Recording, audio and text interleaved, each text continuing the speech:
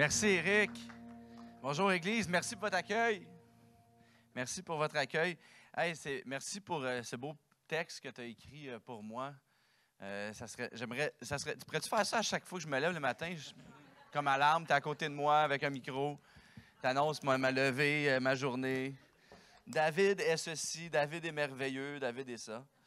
Ça serait bien, ça serait bien. Ça fait du bien d'être à l'Église ce matin. D'être avec vous plutôt, parce que l'Église, c'est pas un endroit, hein? L'Église, c'est moi, c'est toi. Puis c'est ce qui est bien de se retrouver dans un cinéma, parce que ça nous rappelle que l'Église, c'est pas un bâtiment, c'est nous autres ici rassemblés. Amen? Amen. Au fond, je te vois dans la noirceur, je te vois quand même.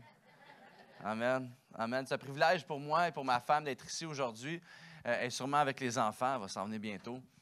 Mais de voir une église vivante comme ça avec des programmes pour les enfants, autant qu'il y a l'église ici. Hein. C'est une église, ce n'est pas deux églises. Les enfants vivent de quoi avec Dieu aussi, comme nous ici aujourd'hui. En tout cas, j'espère qu'on vive quelque chose avec Dieu. Je ne sais pas si tu es prêt à vivre quelque chose avec... Amen, super, super. Parce que j'ai rien de préparé. Fait que on va s'attendre à lui. On va s'attendre. Non, je me suis préparé un peu quand même, mais je veux laisser la place à l'esprit. Une des raisons que j'ai décidé d'embarquer dans cette aventure avec le CCH, avec le leadership et tout ça, on a pu se rencontrer avec le leadership il y a 2 semaines environ, c'est que je vois réellement que Dieu veut faire quelque chose, pas simplement dans cette Église, mais avec cette Église. Tu vois, souvent, on vient à l'Église parce qu'on a besoin. On a besoin que Dieu fasse quelque chose dans notre vie, puis c'est correct. Mais lorsqu'on est chrétien depuis quelques années, tu vas me comprendre, on réalise souvent que ce que Dieu fait en nous, la majorité du temps, c'est trop grand pour que ça reste contenu ici, simplement dans ma vie à moi. Puis sans même faire d'efforts, quand tu laisses toute la place à Dieu, ce que Dieu veut faire dans ta vie va se déverser dans la vie des autres. Sans même à te dire, je dois devenir plus comme ça, je dois faire ci, je dois faire ça. Si tu laisses simplement ta vie être à la disposition de la présence de Dieu dans ta vie, il n'y a aucune limite de ce que Dieu peut faire par ta vie. Au travers de tes dons, tes forces, ta personnalité, la façon dont tu es fait, dans ton cercle social, ton environnement, ta famille. Et moi, je crois que dans cette prochaine saison, le CCH, le Centre chrétien héritage, va être non seulement appelé à laisser un héritage pour la prochaine génération, je ne parle pas nécessairement en âge, mais spirituellement, mais vraiment bâtir de quoi qui va durer plus longtemps que ce qu'on laisse derrière. Tu es appelé à bâtir quelque chose pour le futur devant nous. Si tu le crois, dis Amen. Amen. Hey, j'ai un passage biblique qu'on va regarder ensemble ce matin, rapidement. Puis c'est un passage que si tu as lu la Bible plus d'une fois, tu connais. Et je prie que Dieu puisse se révéler d'une façon différente à chacun d'entre nous au travers de sa parole aujourd'hui, comme il le fait tant souvent. C'est un passage pour moi qui m'a aidé, moi, à surpasser le fait que je sois un consommateur de ce que Dieu m'apporte, mais simplement devenir quelqu'un qui s'assoit dans la présence de Dieu pour devenir un participant, un participateur de ce que lui veut faire dans ma vie et au travers de ma vie. On va tourner ensemble dans Marc au chapitre 4, versets 35 à 39. Si tu as ta Bible, je t'invite à l'ouvrir, même si c'est à l'écran, c'est un peu plus personnel. Même si c'est sur ton cellulaire, tu peux highlighter, tu peux prendre des notes. Mais sinon, tu peux suivre à l'écran. On va aller ensemble, verset 35. Le soir de ce même jour, Jésus dit à ses disciples, « Passons de l'autre côté du lac. » Verset 36. Ils quittèrent donc la foule. Les disciples emmenèrent Jésus dans la barque où il se trouvait encore. D'autres barques étaient près de lui. Et voilà qu'un vent violent se mit à souffler. Les vagues se jetaient dans la barque à tel point que déjà elle se remplissait d'eau. Jésus, à l'arrière du bateau, dormait, la tête appuyée sur un coussin. Ses disciples le réveillèrent alors en criant, « Maître, nous allons mourir. Cela ne te fait donc rien. » Verset 39. Jésus, réveillé, menaça le vent et dit à l'eau du lac, « Silence, calme-toi. » Alors le vent tomba et eut lieu un grand calme. Ça, c'est ce que ma femme me dit aussi quand je m'énerve un peu trop. Le titre du message ce matin, si tu prends des notes, et même si tu ne prends pas de notes mentalement, je t'invite à vraiment l'inscrire à l'intérieur, dans ta tête, dans ton âme, dans ton cœur. Le titre du message, c'est « Passons de l'autre côté ». Passons de l'autre côté. Tu peux te tourner à ton voisin, puis s'il y a 10 sièges entre vous deux, c'est pas grave, fais semblant, là, c'est juste pour la forme. Dis à ton voisin, je passe de l'autre côté aujourd'hui.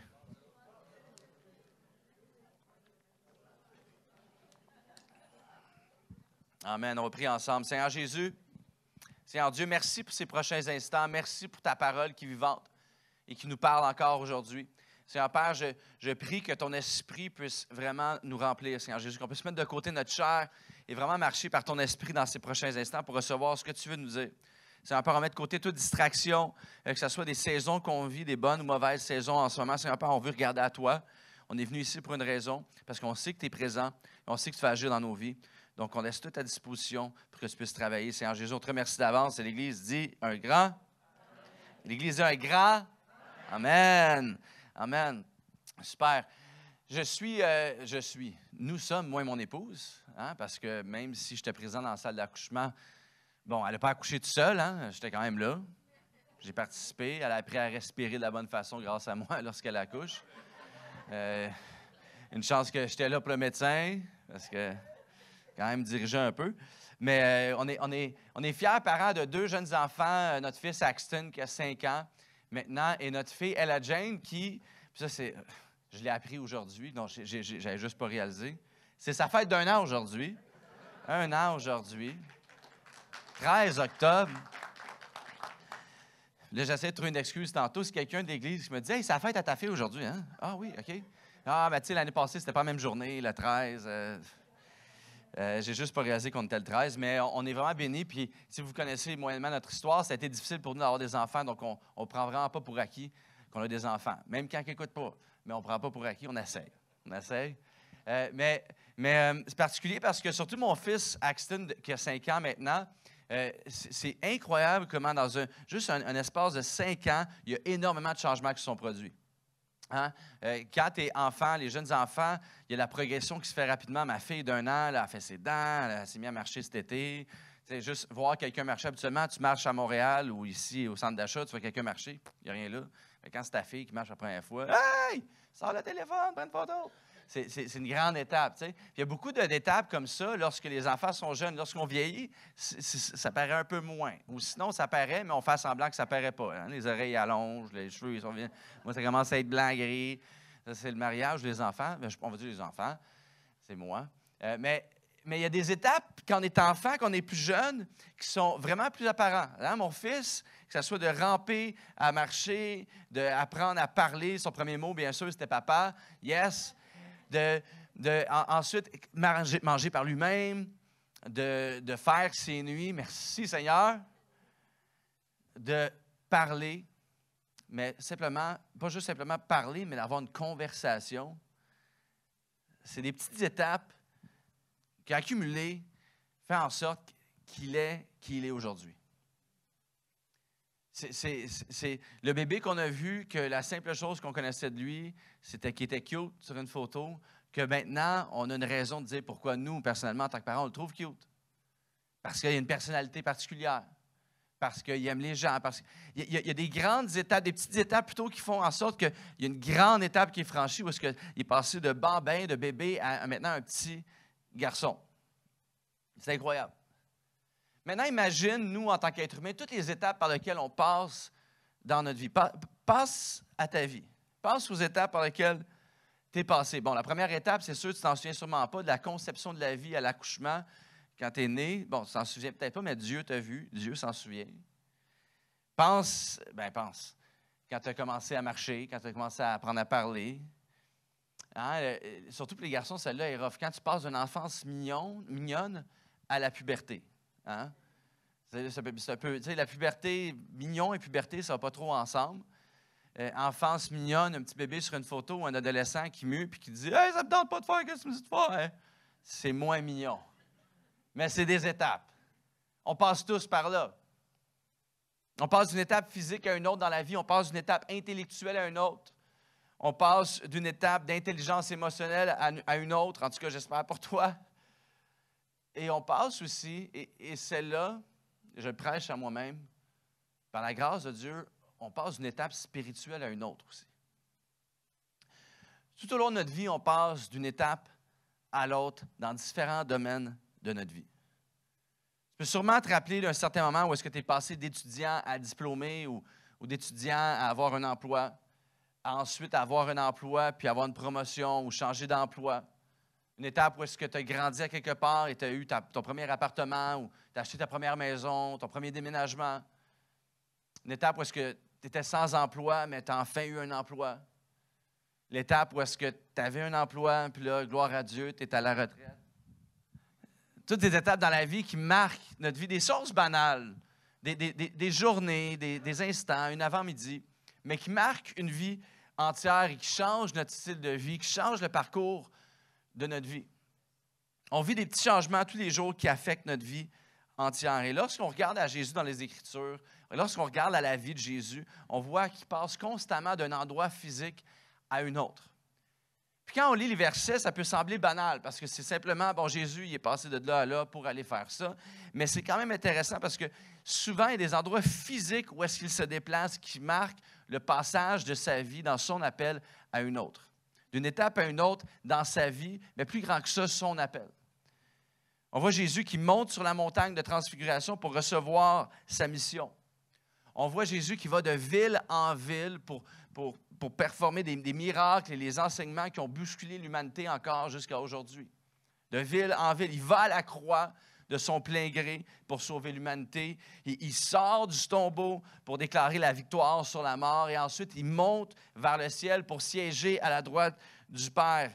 Jésus passait constamment d'un endroit à un autre dans son appel. Ça semble être des endroits physiques, mais c'est des moments, des journées qui ont marqué des étapes franchies dans sa vie spirituelle. Et ici, dans le passage qu'on vient de lire, il est avec les disciples. Il y a un grand moment qui vient de se produire. Et il leur dit, moi, je passe de l'autre côté. Passons de l'autre côté. Maintenant, il faut comprendre que si on veut passer de l'autre côté, il est primordial de quitter où est-ce qu'on est. Hein? C'est logique? Mais c'est plus difficile à faire que de dire.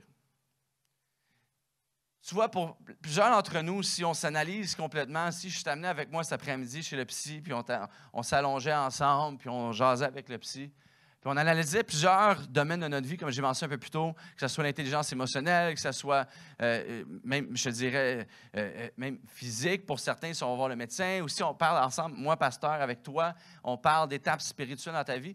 Il y a souvent plusieurs domaines, si je parle à quelqu'un près de toi, plusieurs domaines dans nos vies où est-ce qu'on a de la croissance dans un domaine incroyable, mais dans un autre, on a un peu plus de difficultés. Hein? Souvent, pour plusieurs d'entre nous, lorsqu'on est chrétien, on ne le réalise pas, mais parfois, on tombe dans le piège de se dire que parce que ça fait 40 ans que je vais à l'Église, bien, j'ai 40 ans de bagage spirituel. Tu vois, le nombre d'années par lesquelles je marche avec Jésus ne détermine pas nécessairement ma proximité avec lui.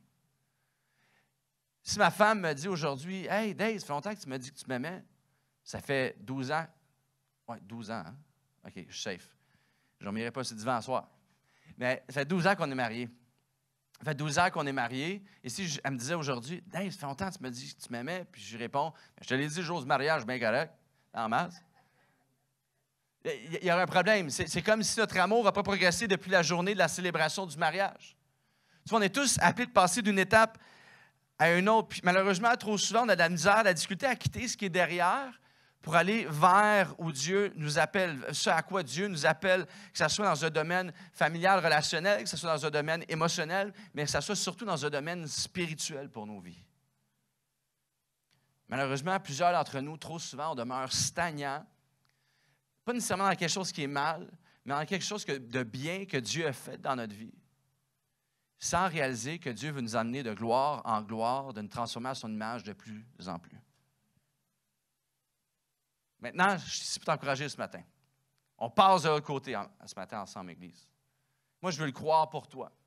Moi, je veux, à l'intérieur de mon âme, je ne prêche pas juste ça ce matin pour avoir un message de paix et d'encouragement ou pour reprendre. Je crois sincèrement que Dieu est constamment là, prêt à lancer l'invitation à moi et toi, l'Église. CCH, ce n'est pas un événement, un bâtiment, c'est toi et c'est moi pour passer à la prochaine étape, là où est-ce qu'il nous appelle. Verset 36, ça dit, « Ils quittèrent donc la foule. » Premier point ce matin, c'est « laisser aller ». Tu dois laisser pour aller.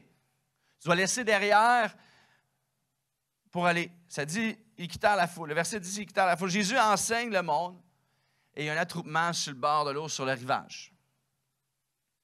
Et c'est incroyable. Et Jésus est assis dans la barque pour avoir une espèce de plateforme, pour être un peu plus haut, un peu le contraire en ce moment, mais vous me voyez quand même, pour être un peu plus haut, pour que la foule le voie comme il faut. Jésus est là, il y a une foule. Il enseigne un message révolutionnaire. C'est un moment incroyable. Et puis là, aussitôt que c'est fini, il dit aux disciples, hey, on passe à autre chose, moi je m'en vais tout de suite de l'autre côté, est-ce que vous venez avec moi? Maintenant, moi je ne sais pas pour toi, mais souvent, malheureusement, dans ma vie, lorsque je donne mon témoignage aux gens, je le base trop sur les premiers moments avec lesquels j'ai eu un impact de la part de Dieu dans ma vie.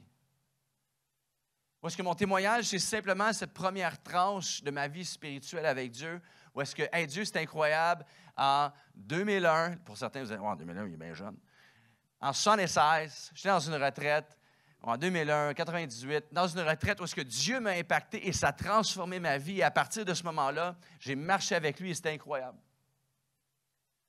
Ça serait triste si mon témoignage, ça serait simplement ça. Qu'après toutes ces années de marche avec lui, près de 20 ans de marche avec lui, la seule chose qui m'a impacté, c'est le début. Puis c'est bien, il n'y a rien de mal avec ça.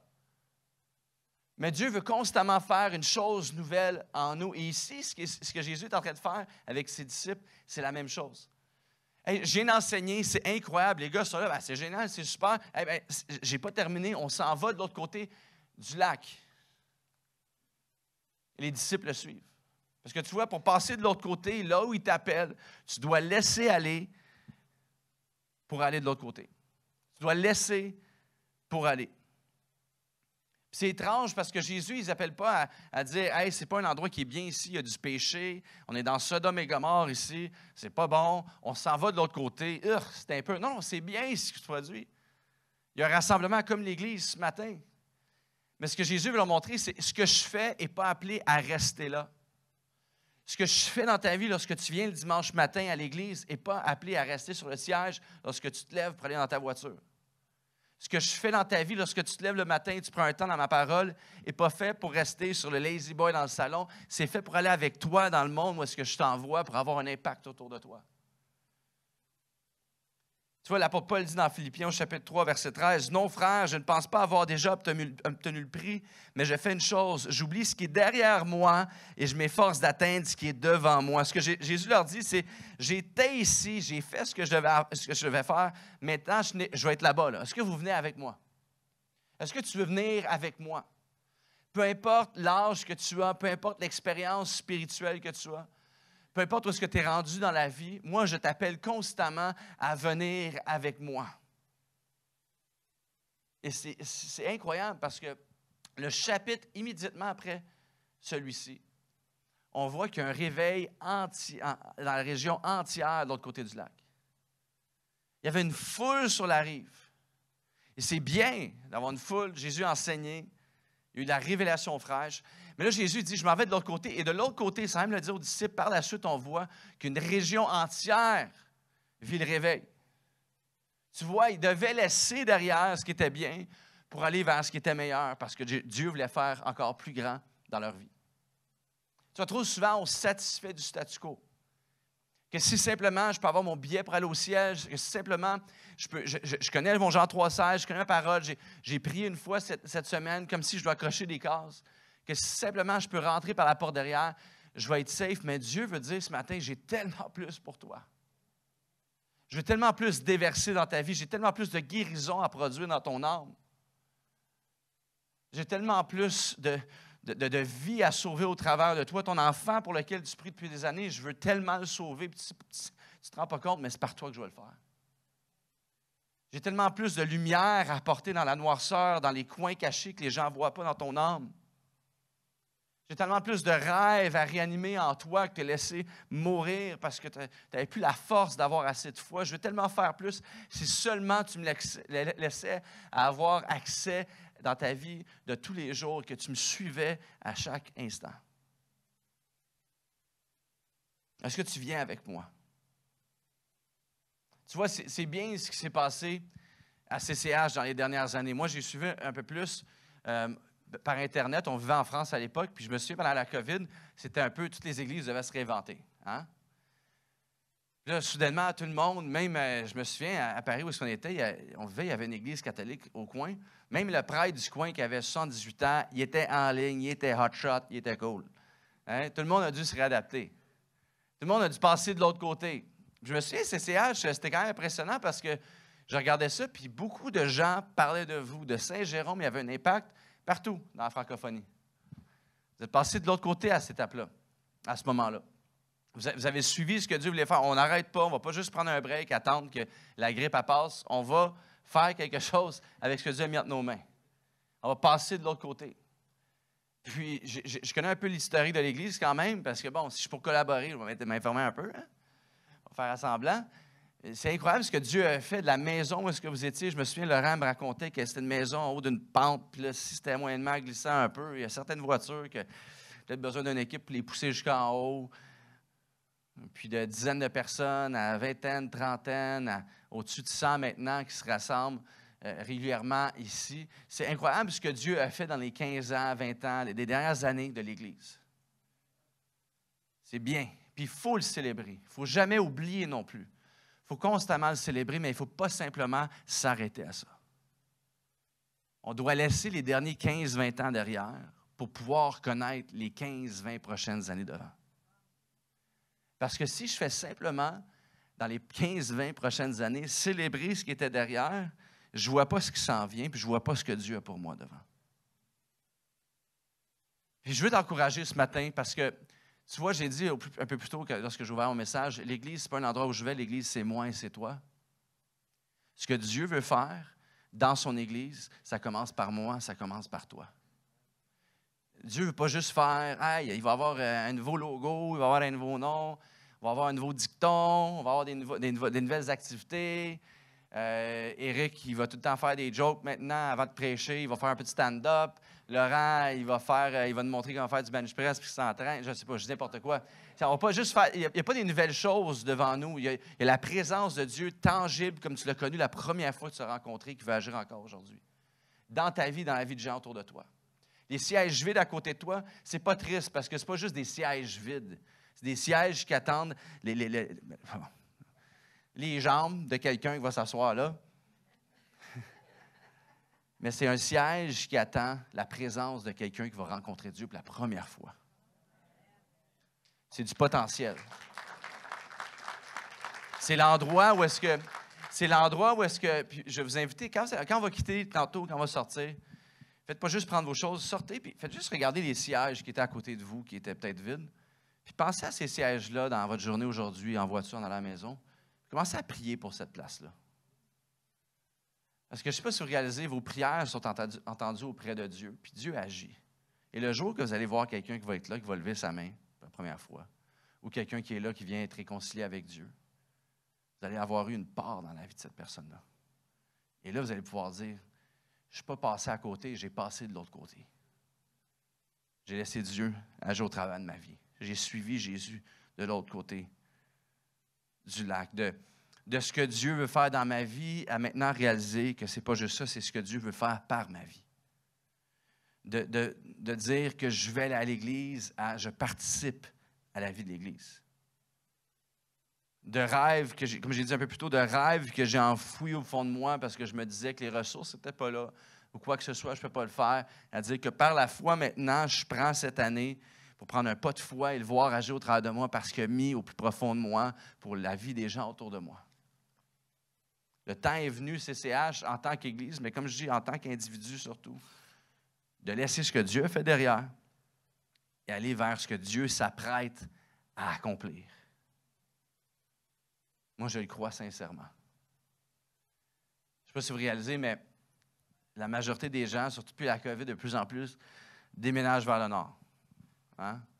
Moi, tous mes amis qui vivaient à Montréal avant, maintenant, tu leur parles de Montréal, ils sont comme, ben non, mais j'étais malade de vivre là, pourquoi? C'était bien, là, mais là, regarde, on est bien à Laval, on est bien à la Rive-Nord.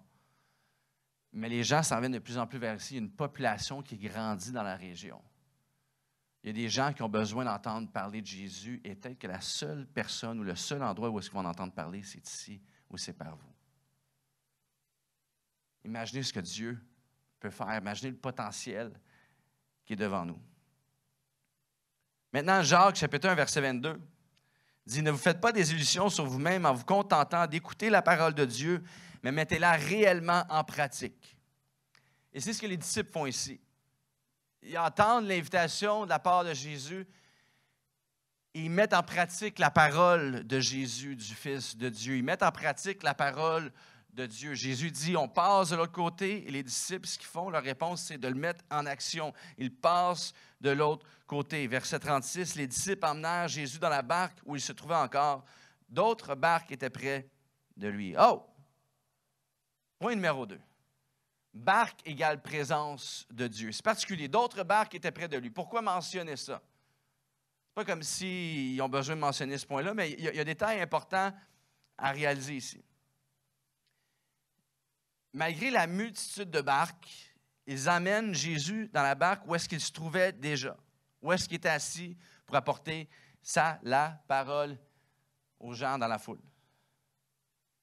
Je ne sais pas pour toi, mais malheureusement, trop souvent pour moi, lorsque je regarde la multitude d'options devant moi dans la vie, et lorsque je regarde ce que moi je veux personnellement, la barque que je veux emprunter, ce n'est pas nécessairement à celle dans laquelle il se trouve. Lorsque Dieu m'appelle à emprunter la voie de l'humilité, mon premier réflexe, c'est peut-être plus de réagir avec la voie de l'orgueil. Lorsque Dieu m'appelle à mettre de côté ce que moi j'ai goût de faire pour mon confort, souvent, Dieu m'appelle à prendre la barque qui n'est peut-être pas la plus confortable, mais qui est la barque dans laquelle il m'appelle. Je ne sais pas pour toi, je suis peut-être le seul, mais trop souvent, malheureusement, la barque dans laquelle il se trouve, ce n'est pas celle que j'ai nécessairement le goût d'aller. Maintenant, ça dit qu'il y avait d'autres barques près du rivage. Ça ne dit pas qu'il y avait des barques, il y avait des pédalos, il y avait des kayaks. Il y avait d'autres barques. Ça se ressemblait pas mal.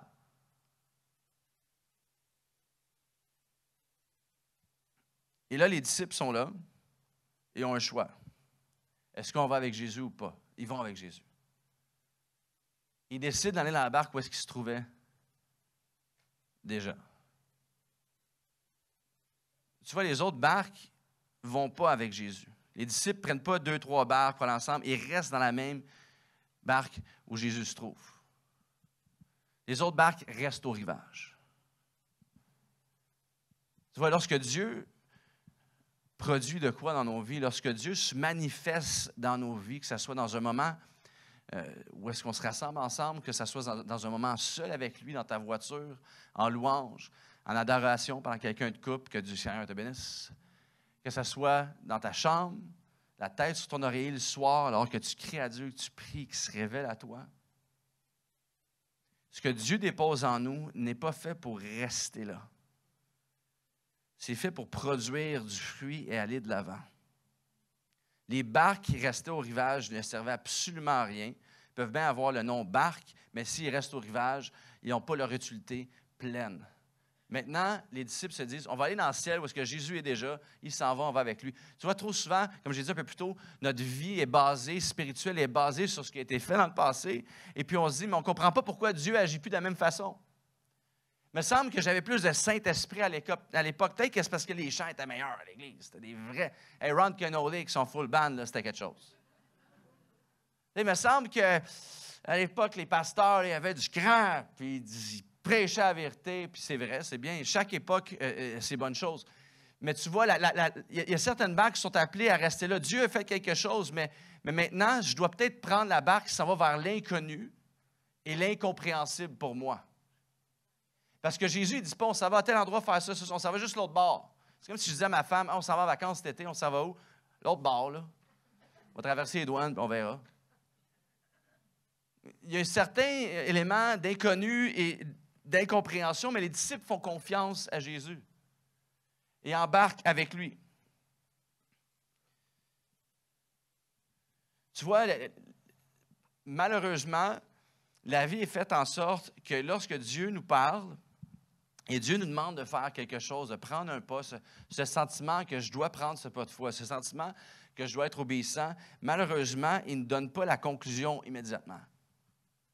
Hein, il ne dit pas, « Hey, fais ça, tu vas voir, fais-moi confiance, je sais que ça n'a pas de l'air, ça va être dur, ça va être difficile, mais ça récompense au bout, puis inquiète-toi pas, puis tout au long, ça va bien aller. » Moi, je ne sais pas pour toi, mais Dieu ne m'a jamais parlé comme ça. Il y a tout le temps un élément d'inconnu et de risque.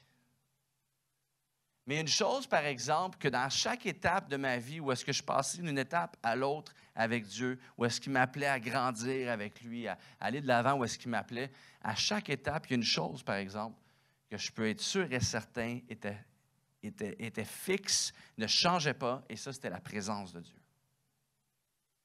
Je peux passer par les saisons les plus inconnues, les plus grandes épreuves. Je peux prendre des décisions où est-ce que je me dis, hey, j'ai obéi au Seigneur. Je me suis dit, je ne me marie pas avec cette personne-là parce qu'elle n'a peut-être pas la foi comme moi j'ai. Je ne prends pas ma retraite immédiatement. J'ai l'impression que Dieu veut que je prenne un pas, juste un an de plus, juste par ça. Je ne sais pas pourquoi, mais je pense que Dieu veut que je reste ici juste pour un an. Ça ne me tente pas. Je vais aller jouer au golf. Je suis écœuré d'être dans ce mariage-là, cette relation-là, mais je vais obéir au Seigneur, je vais rester dans mon mariage.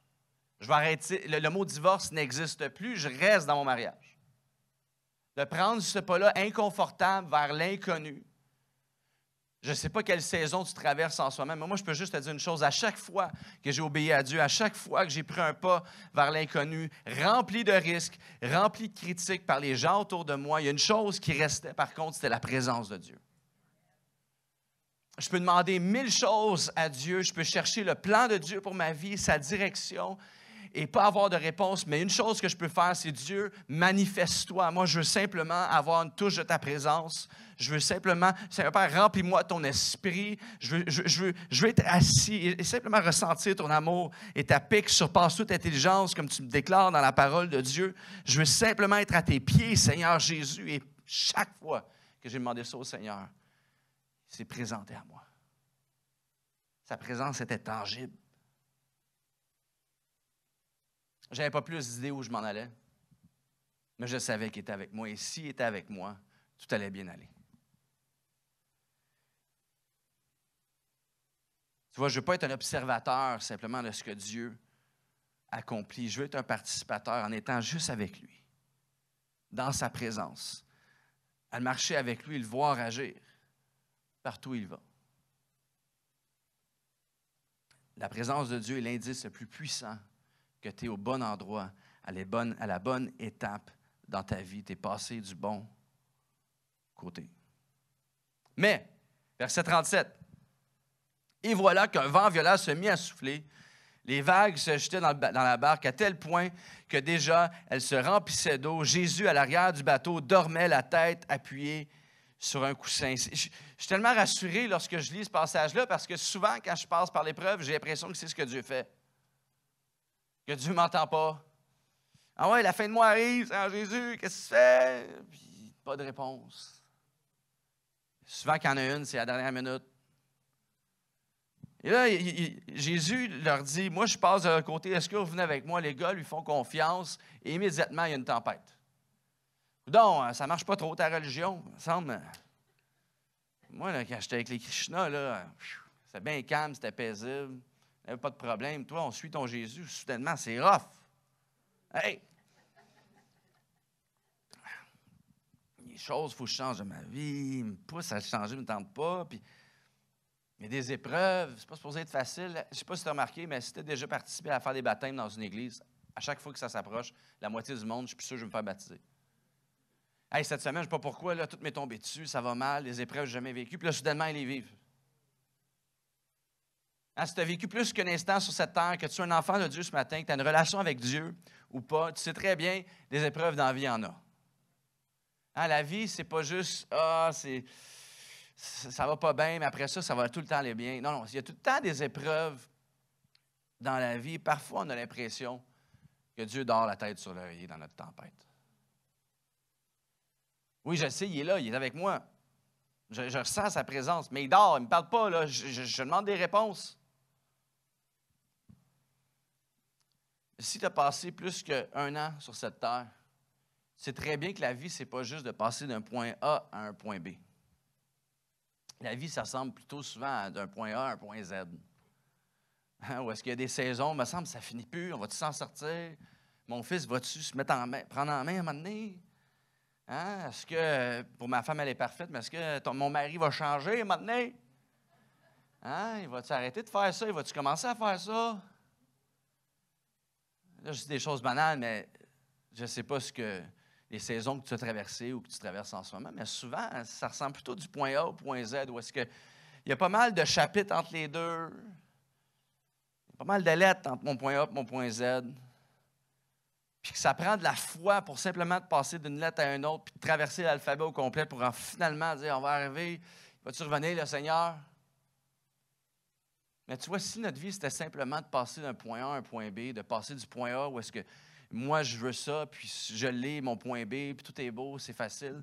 Si la vie, c'était simplement ça, Dieu n'aurait pas l'opportunité d'écrire ton histoire avec un alphabet complet entre ton point A et ton point Z.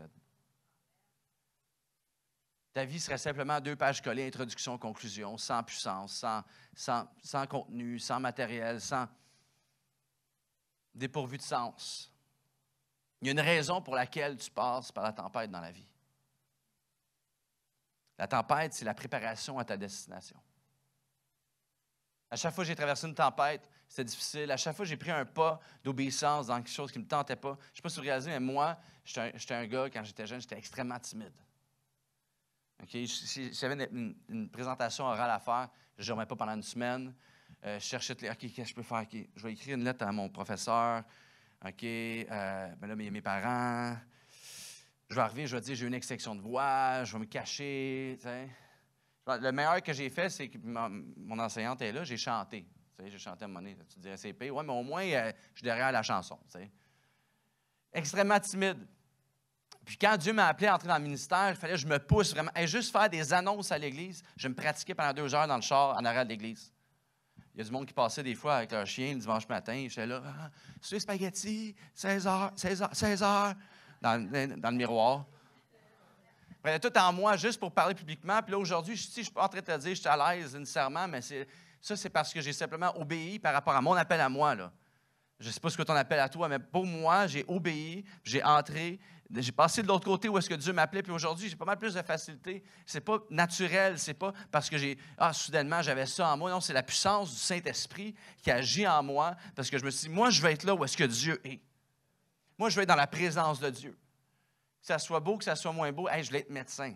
Mon chèque de paie en tant que pasteur, c'est pas le même qu'un médecin. Mais je vais être là où est-ce que Dieu m'appelle. Je veux passer de l'autre côté où est-ce que Dieu m'appelle. Mais parfois, c'est difficile. Parfois, c'est pas comme on pensait ça allait se dérouler. Puis ça, je peux être témoin de ça. Je ne sais pas si tu as connu ce grand classique. C'est dans les grands classiques littéraires de l'histoire qui a été transformé en film, le film Rocky. Je sais que tu t'attendais à Guy de Maupassant. Mais Rocky, mais pas le 11e là, avec son... C'est même pas son fils, c'est comme rendu genre le petit-fils du petit-fils qui fait de la boxe comme son arrière-oncle, grand-père, Apollo Creed. Mais je parle du premier, là. L'original avec Adriane, là, quand il crie dans le ring, là. Le vrai. Puis là, je sais, là, je parle, je ne vais pas le mettre à chanter, mais tu entends la trame sonore dans ta tête. Hein? C'est la même trame sonore que tu te dis à chaque fois. Tu te dis, hey, à mon âge, de monter les 4 marches, rentrer chez moi, là. Rocky. Mais je ne mets même pas ça. C'est même pas ça, Antoine.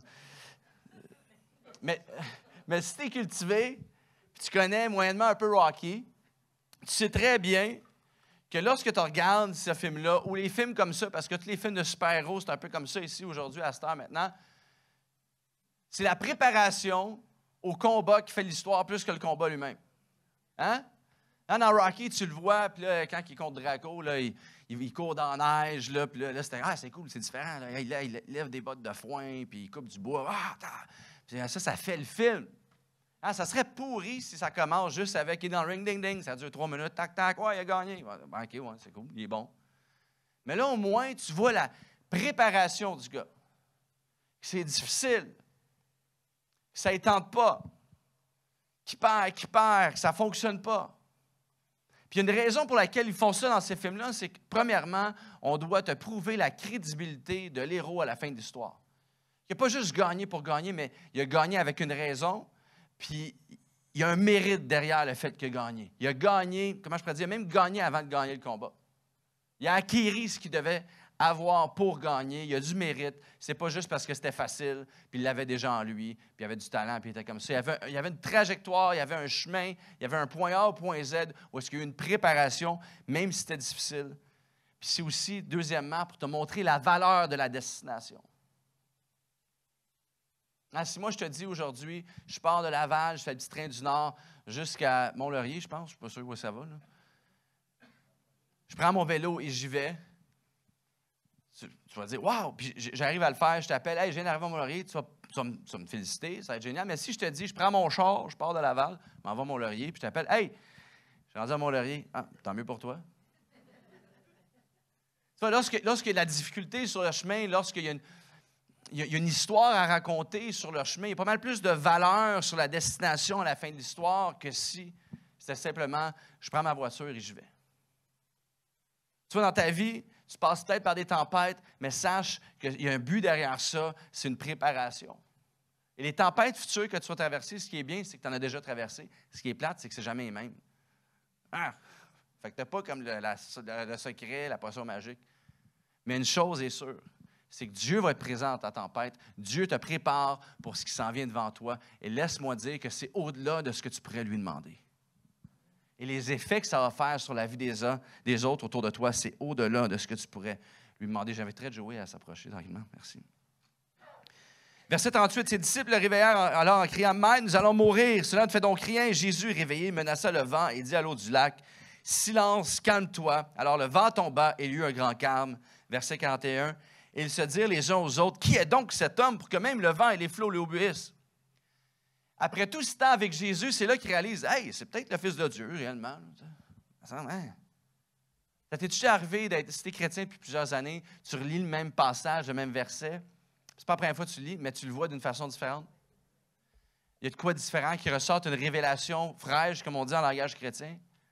Puis ça s'applique aussi dans ta saison de vie d'une façon différente.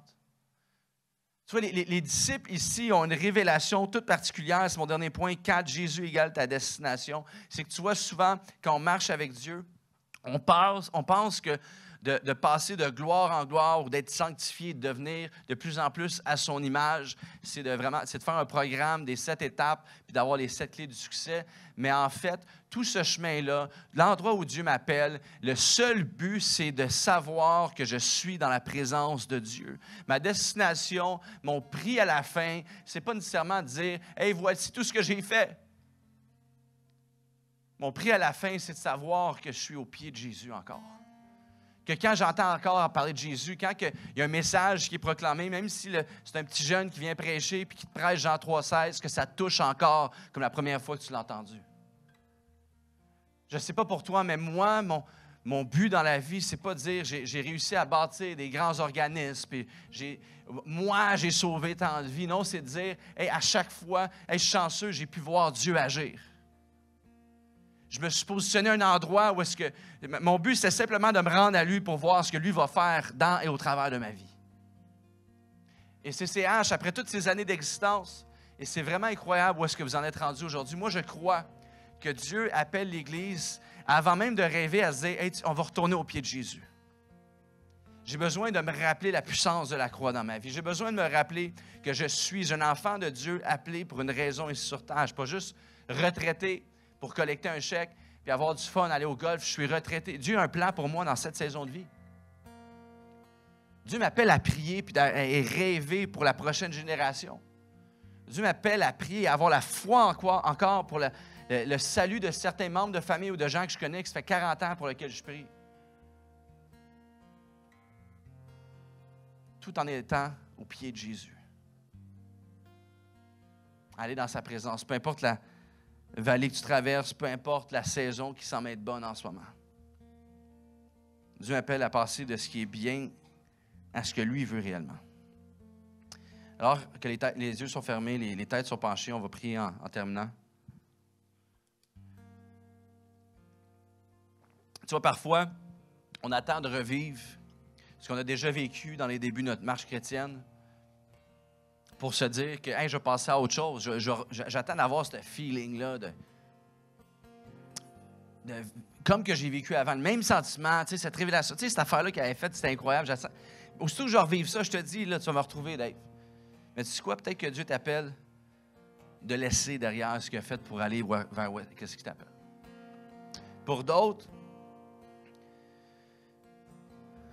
tu attends peut-être de voir ce que les autres barques ont à t'offrir avant de passer de l'autre côté. Puis c'est peut-être pas mauvais, mais c'est une direction dans ta vie. Tu es dans une impasse ou tu es dans un endroit où est-ce que tu peux choisir plusieurs directions dans ta vie. Puis tu attends de voir ce que le monde a à t'offrir ou ce que même tu penses, ah, c'est Dieu qui m'offre tout ça parce que c'est pas mal, c'est bien, c'est correct. Mais tu attends encore, tu es encore en train d'attendre. Ça fait longtemps que tu attends de prendre un pas de foi vers l'inconnu. Tu te dis, c'est peut-être de Dieu, c'est peut-être pas de Dieu. Tu n'es pas sûr, mais tu es dans l'attente. Et ta vie est bien, pas mauvaise, mais tu sais que tu es dans le statu quo. Tu ne sors pas de la foule pour aller chercher la brebis perdue de la façon dont Dieu t'appelle à le faire. Tu ne sors pas du lot pour devenir qui Dieu t'appelle à être unique, à être d'une façon que personne ne comprend. C'est simplement Dieu qui peut faire ça avec lui ou avec elle. Mais tu es à une impasse. Tu ne sais pas quelle direction prendre, tu ne sais pas quelle barque dans laquelle embarquer. Tu sais que tu veux suivre Jésus, mais ce n'est pas évident, là. Mais il est temps pour toi de passer du temps avec lui, pour reconnaître son plan pour ta vie par la suite. Il est temps pour toi de réaliser que la barque dans laquelle tu t'embarques, ce n'est pas nécessairement une direction, mais c'est la présence de Dieu, de prendre du temps avec lui. Pour d'autres, tu passes par la tempête en ce moment, l'épreuve, la vallée, c'est difficile. Tu attends que cette saison-là se termine pour passer de l'autre côté, mais le problème, c'est que parfois la saison dure plus longtemps qu'on le pense. Et même si elle se termine, il y a d'autres saisons qui vont se présenter. Dieu est toujours là avec toi. Dieu veut constamment, quand même, malgré les saisons, les hauts et les bas, t'amener de gloire en gloire, de l'autre côté, là où il t'appelle. Et même si c'est difficile en ce moment, sache que cette tempête est ta préparation. Sache que cette tempête n'est pas ta fin, car Dieu a gagné, a déclaré la victoire sur la mort. La tempête ne va pas dicter la fin de ta vie, qu'elle soit spirituelle ou physique. Cette tempête est la préparation de ce que Dieu veut faire au travers de ta vie. Et finalement, pour d'autres, tu as besoin de retomber en amour avec Jésus. De vraiment réaliser, d'avoir cette révélation de qui il est pour toi dans cette saison de ta vie. Parce que si tu ne réalises pas réellement qui il est, tu ne peux pas vraiment voir ce qu'il fait et ce qu'il veut faire.